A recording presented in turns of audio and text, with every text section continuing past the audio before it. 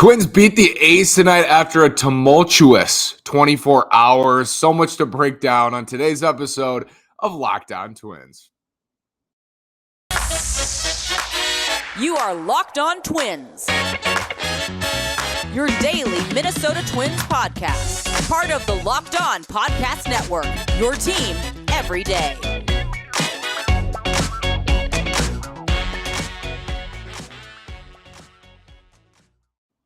And welcome to the Locked On Minnesota Twins podcast. Today is Friday, May 6th, and I'm your gracious host, Nash Walker. Thanks for making Locked On Twins your first listen every day. We are free and available wherever you get your podcast. Coming to you after a Twins winner. I will tell you, I missed yesterday because I'm in the graduation mode right now, graduating next week. I'll keep you updated on next week's schedule in terms of podcasts, but we should get back to 5 days a week the following. Missed last night. It was a crazy night to miss. I'm Nash Walker. I've been writing at Twins Daily for over 2 years. Been hosting this podcast for over 2 years. Season 3 on the pod. Season 4 at Twins Daily.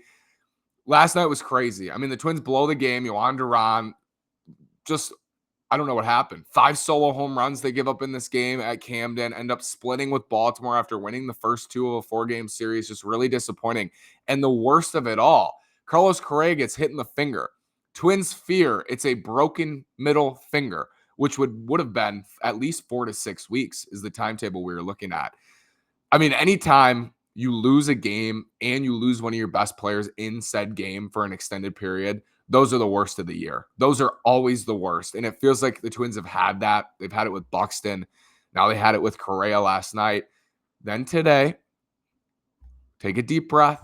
The finger is not broken. It's bruised and sore, and Carlos wanted to get back in the lineup tonight. Tried to get back in the lineup tonight. After last night, you're thinking, how are they going to get through May and June without Carlos Correa at shortstop? I think what the Correa injury signifies is how important he is to this team. Defensively, offensively, as an energy in the clubhouse guy, very, very important. Carlos Correa is vital to this team. He's vital because Byron Buxton is such a health question mark. Having 2 stars, 2 bona fide stars as just playing together raises your ceiling incredibly.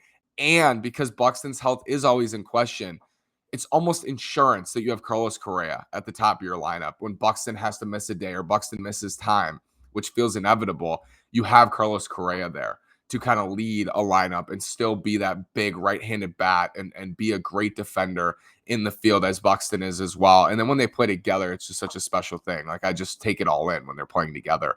Buxton tonight hit a home run, tied for the league lead with 9. He's been incredible. He's been nothing but incredible when he's healthy the last couple of years. You expect him to homer. You certainly do when he's up to bat. It is awesome. In the Correa news, Royce Lewis is recalled, makes his debut tonight. Royce, and got his first hit. Thought he looked good defensively. I think moving forward, now Alex Kirilloff was activated. There's so much. The Twins have done, so much has happened. COVID, Luis Ariz, Dylan Bundy on the COVID list. Rocco Baldelli has COVID. There's a lot going on with this team right now, and it was nice to see them go out there tonight and just focus on baseball and win 2-1. Tight ball game. 9th inning was a little scary with Emilio Pagan, but Buxton hits the go-ahead homer as he usually does, and the Twins shut it down. The bullpen shut it down. Royce, I mean, what a moment. I mean, how special is that? A year ago at this time, you're hearing that he might be the biggest first pick bust of the last decade, and that's still he's not established at all. He's had 4 major league at-bats. He was 1 for 4. I thought his at-bats were okay. Thought he was good in the field. And then to get an opposite field hit in the 9th or in the 8th was great to see. But what a moment for him when a year ago he's rehabbing from an ACL injury. And then the year before that, the minor league season's wiped out by COVID. That's really special for him. His whole family's at Target Field. They flew in last minute to get there before the game. Super cool. And Royce Lewis, I said all offseason, even not knowing what he might bring or what he would do, and him being a huge question mark and dropping down prospects list, I said don't trade Royce Lewis. I was much more open to trading other prospects, other top prospects in the system than I was to trading Royce Lewis, because I think he has the best chance in the system to be a star. And I don't think you should ever trade whoever has the best chance to become a star. And if you're the Twins who have depth, they have depth. You're seeing it at the major league level. The depth they have in the system of guys who they think will just be good major league regulars or good major league role players. Don't trade away your highest upside player in Royce Lewis. And I think you can see the tool set. Incredible on the bases. At shortstop, he's looked good. I mean, we've heard that he's not a shortstop. He's not a shortstop. He's not a shortstop. He's been really good. And I'm glad the Twins have stuck with him at short and didn't succumb to that pressure, but also real pressure, his knee injury, and also had question marks before about his defense at short. So it's great to see. Stick with him at short. I think they should continue to stick with him at short. And now with Kirilloff activated, things are going to get mucked up if Luis Arraez comes back in short order as well. Hope those guys are okay. If Luis Arraez comes back, things are going to be muddied in this infield. I mean, Gio Urshela is still playing third. José Miranda first and third. Luis Arraez is playing first now a lot. Jorge Polanco is still at second. Correa's not going to be out for a while now. He's at short.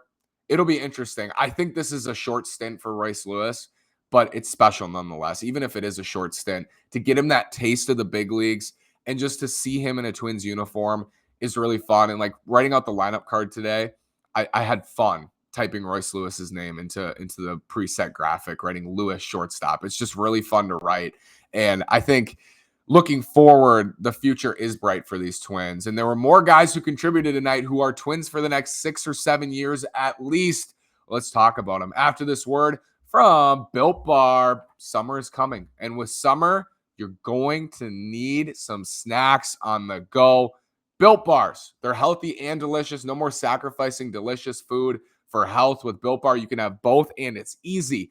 All you have to do is go to Built.com and order now. All Built Bars and Puffs are covered in 100% real chocolate. That means that with Built Bar, you can eat healthy and actually enjoy doing it. Have you tried the Built Puffs yet? We're going crazy for the Puffs. They come in crazy flavors like banana cream pie and even churro. Who doesn't want a protein bar that tastes like a churro? And if that's not enough, you might want to try the mixed box. These bars are delicious. These bars are healthy. And you can go to Built.com right now, use promo code LOCKED15, and you'll get 15% off your order. Use promo code LOCKED15 for 15% off at Built.com.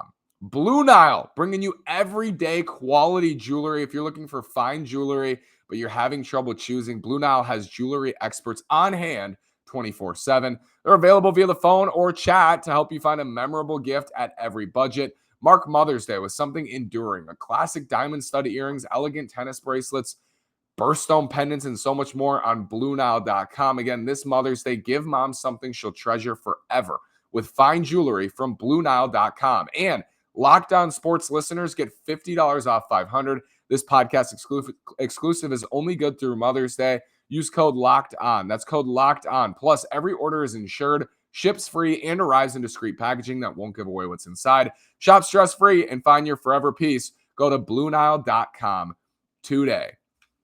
José Miranda hits his first major league home run off a lefty, pull side, upper deck. José Miranda has big boy power. He also hit a ball hard to the opposite field. Hitting the ball to all fields, we know that's what he brings. I will say this about José Miranda. The results haven't been great. I thought tonight was probably his best game. He made a nice play in the ninth at first to cut down the runner at home and then hit some balls really hard tonight. I thought tonight was his cleanest, best game so far in the majors of the 3 or 4 he's played now.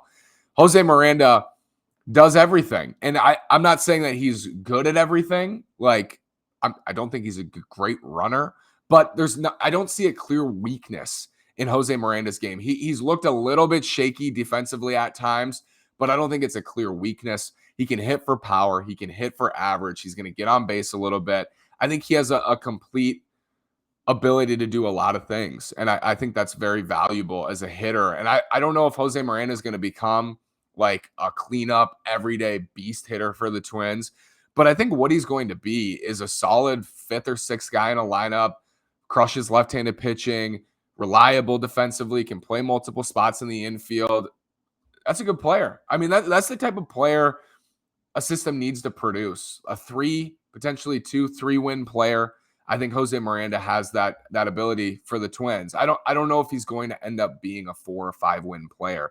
And when I say 4 or 5-win player, like Jorge Polanco was like a 5.5 win player last year. Byron Buxton is an 8-win player when he's healthy. Carlos Correa was a 7-win player last year. Luis Ariz is like a 3-win player. So I think Miranda can reach 2-3 wins in his prime, and I'm hopeful that he's going to be a contributor right away in the early going here. That was awesome to see. Josh Winder. If you've been listening to the podcast for a while, I talk about Josh Winder a lot, and I love Josh Winder. I watched Josh Winder last year, loved what I saw. He would have debuted for the Twins if not for a shoulder injury. I thought Winder was absolutely terrific tonight. 6 innings, 8 strikeouts. Slider command was outstanding. I thought he kept hitters off balance. I thought they were trying to guess. He was throwing strikes, gotten some 3-ball counts, but made pitches, got outs against a lineup that's not very good. But he's succeeding at the highest level now. Josh Winder looks awesome. I 95 with the fastball. The stuff matches. This is not a guy who's coming up and has had a couple good starts and it's just a flash in the pan. Josh Winder has the stuff to back it up. He has the command to back it up. Seth Stowe's our friend, says Winder has great intangibles as well, which never hurts. He's 25, I think now, has experience in the minors, a lot of it, pitched at a high level in college. He's experienced. He knows what he's doing. He knows how to pitch. And I think he's stepped right into this rotation. I'm not surprised.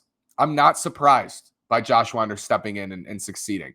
I don't think he's going to have a sub-2 ERA this year that he does right now, but I definitely think by year's end, a 1-2-3 of Sonny Gray, Joe Ryan, and Josh Winder could be very good. And you have Bailey Ober as a 4. Jordan Balazovic's coming back now from an injury, from a knee sprain, a knee injury. This could be a good rotation by year's end. I don't think it could be a good rotation because of Dylan Bundy and Chris Archer. It's different. I think it could be a good rotation because of these young starters. That's what's going to be the difference maker. Joe Ryan continuing to pitch well. Bailey Ober coming back healthy, pitching well. Josh Winder pitching well. And then Sonny Gray. I mean, they're not a young starter, but Gray's their big acquisition. He needs to come through. They're relying on him in the rotation. And the good news is it sounds like Sonny Gray is going to pitch tomorrow at Target Field against his former club in Oakland because Dylan Bundy is on the COVID list. And I think Bundy was set to pitch Sunday, and they needed an extra start and preferred to have Sonny Gray Saturday and Chris Paddock Sunday rather than start Cole Sands in one of those games, who was recalled as well from AAA. So sounds like Sonny's going to go tomorrow in what would have been a rehab start. I'm excited to see him tomorrow against a very right-handed heavy lineup. At least it was tonight for Oakland.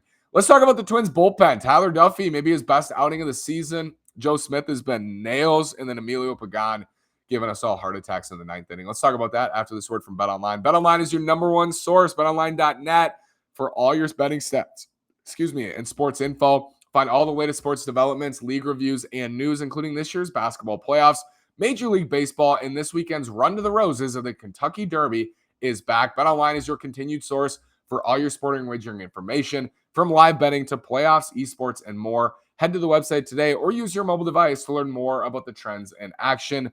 BetOnline is where the game starts. Twins bullpen shut it down tonight. For the most part, Twins pitching's been really good this year. And the reason that they are 16-11, I mean, Byron Buxton's had a hand in it. Guys are producing, guys are contributing here and there.